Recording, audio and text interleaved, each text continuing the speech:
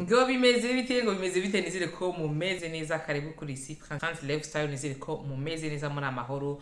Wahageze inshuti yanjye, wahageze ku muryango mugari, turakwakiriye, ndakwakiriye cyane. Wahageze kuri channel France Lifestyle, azo uzajya ukura ibiganiro by'ubuzima busanzwe byo kwitaho muri rusange. Wahageze nimba uri mushyashya nawe rwose ikaze mu muryango. Wahageze ntiwibagirwe kugenda udakoze subscribe kugira ngo utazajya ucikanwa n'ibiganiro byinshi by'ubuzima busanzwe bigezweho muri rusange. Karibu cyane.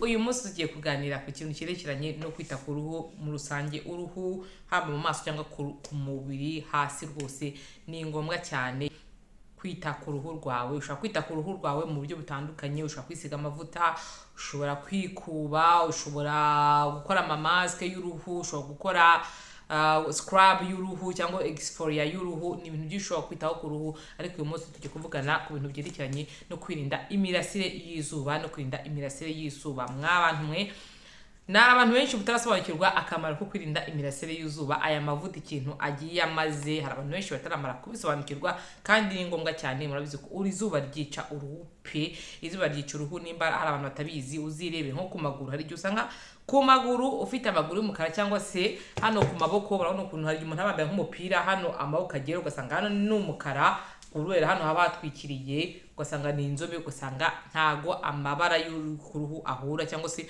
uko usa ku ruhu mu maboko no hose ntago bisa, ugasanga biratandukanye. Dore impamvu wagakwiye kujya ukoresha sun protection cyangwa se sunscreen SPF.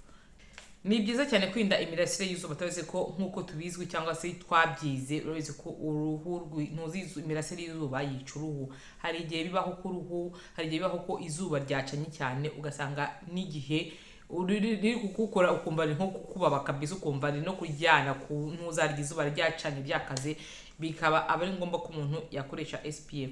Ikindi impamvu yindi umuntu ushobora kugira, urabizi ko izuba ryinshi ryica uruhu, bigacuma byaragutera kanseri y'uruhu. Izuba ryica uruhu cyane, ni ibintu umuntu yagakwiye kwirinda cyane. Izuba ikindi nk'uyu muntu afite nk'inkovu, hari igihe tuvuge nk'urugero, hari igihe umuntu aba afite nk'inkovu ku maguru cyangwa se ku maboko. Iyo izuba rikubitaho inshuro nyinshi, inkovu zigenda zigakomeza zikaba umukara. Wanakoresha n'aya masabune akesha cyangwa se amavuta akesha, bikazagufata igihe kinini kugira ngo izo nkovu zishireho, kubera ko izuba ryarakubitseho rikaba umukara, rikagenda ricaho kuba umukara. Umuntu akwiye gukoresha SPF. SPF ni amavuta, navuga nk'amavuta akozwe mu kugira ngo arinde uruhu, arinde uruhu imirasire y'izuba, kugira ngo uruhu rudakomeza kwangika. Hari abantu baba bafite impu zoroheje, abantu bafite impu zikomeye, uruhu rwose urwo ari rwose ufite ugomba gukoresha amavuta SPF kugira ngo wirinde iyo mirasire y'izuba.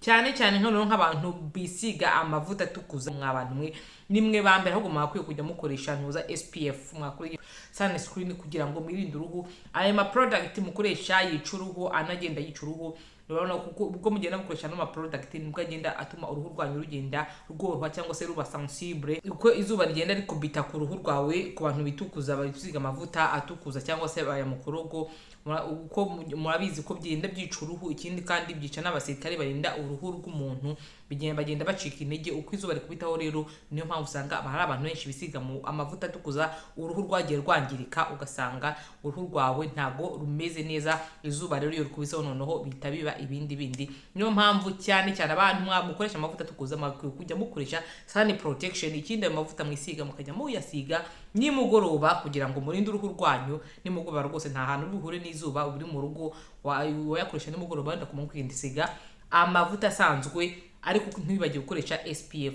SPF umuntu wese agomba kwikoresha aho uvukagera, yaba ari abana. Njye aya ngaya niyo nsiga abana, ariko iyi ngiyi ni iyanjye nsiga ku mubiri, ariko aya ngaya niyo nsiga abana.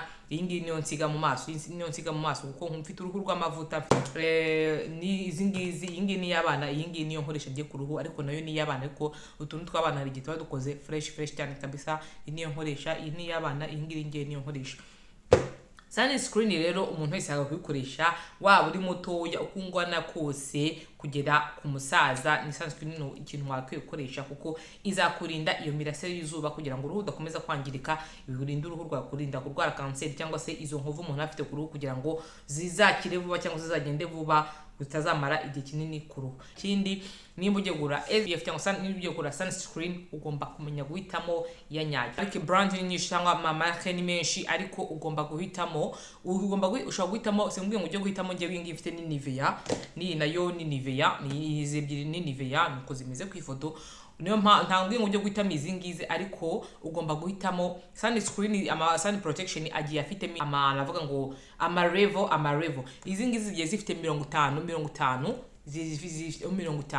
zigiye uburyo zirinda uruhu zigiye bifitemo, navuga na amarevo zirinda mu buryo zirimo zirinda uruhu. Ugomba guhitamo ifite revo yo hejuru, hari zigiye zifite 15, 30, 50 kugeza igihe mbona n'izindi zisohotse vuba zigiye zifite 60.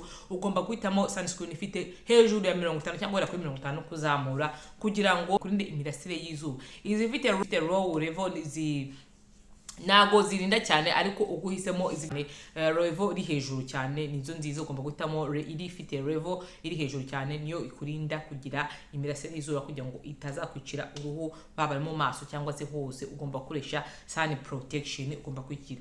Ngewe iyi nkoresha mu maso, iyi ni ya marke ya Euceline, iyi ngiyi ni uza marke ya Nivea. Ushobora guhitamo brand yose ushaka, icyambere ni ukurinda uruhu rwawe kandi ugahitamo ijyanye n'uruhu rwawe. Nk'abantu bafite ibibazo by'intuza, abantu bafite ibibazo mu maso, abantu bafite uruhu rw'amavuta cyangwa se abantu babiye mu maso, ugomba guhitamo zino zabugenewe gukorera mu maso. Hari ziba za anti imperfection cyangwa zirinda ibiheri mu maso. Abantu nyine hari ziba zigiye zikozwe zigenewe abantu barwaye ibiheri mu maso cyangwa se abantu bafite uruhu sensible bitewe n'uruhu rwo mu maso umuntu aba afite, kuko hari igihe umuntu aba afite uruhu rwo mu maso ntabwo ari rumwe n'uruhu rwo ku mubiri hasi gutya hasi, biratandukanye cyane.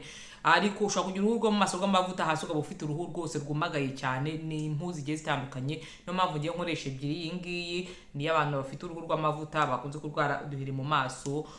Zirahari nyinshi, abantu bafite uruhu sensible, abantu bafite uruhu ruri dry cyangwa se rwumagara cyane mu maso, bibaho cyane. Abantu bagiye bafite impu zitandukanye, ugomba guhitamo neza rero. Cyane n'umuntu abantu batagira ibibazo by'uruhu rwose ushobora no gukoresha mu maso hose ukayishyiraho, ariko icyambere ni ukumenya guhitamo sun protection sunscreen yabugenewe cyangwa se yagendanye n'uruhu rwawe. Ikindi ugahitamo ifite level iri high kugira ngo wirinde, ukomeze wirinde iyo imirasire y'izuba, urinde uruhu rwawe.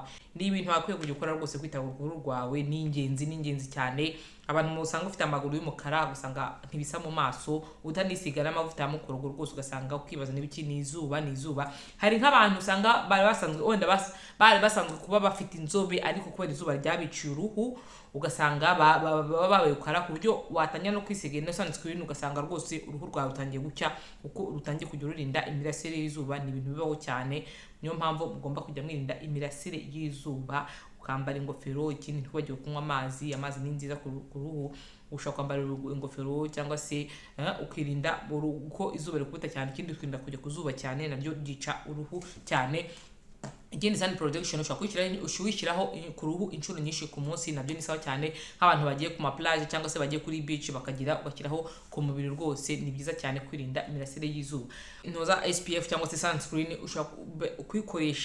wikoresha haba hari izuba cyangwa izuba ridahari, haba hari mu bukonje, abantu bari mu bihugu by'ubukonje cyangwa hashyushye, ugomba kwikoresha buri munsi. Ko ushyira amavuta ku ruhu rwawe nako ugomba kuhita uyirenzaho. Sunscreen umuntu ayishyiraho, tuvuge iyo wamaze kwisiga amavuta wisiga ku ruhu rwawe, niho uhita ushyiraho sunscreen ikaza ari iya nyuma ku ruhu rwose, ukisiga neza cyane, nuko bikaba bimeze neza cyane. Sunscreen ziboneka mu mashopu cyangwa se mu mafarumasi, ushobora kuzakura. Brand ni nyinshi, ushobora brand ushaka rwose, zirahendutse ntabwo zihenze pe. Kugura amakreme, amavuta y'amazi ntabwo zihenze, zirahendutse cyane pe. Niyo mpamvu ngira abantu bajya muzikoresha ko iki mutazikoresha, kandi ntabwo zihenze rwose. Sunscreen wajya wikoresha, nuko abantu batababizi, ariko dukomeze twige, twungurane ibitekerezo, dutere imbere, tugendane n'iterambere, tugendane n'ibigezweho muri rusange.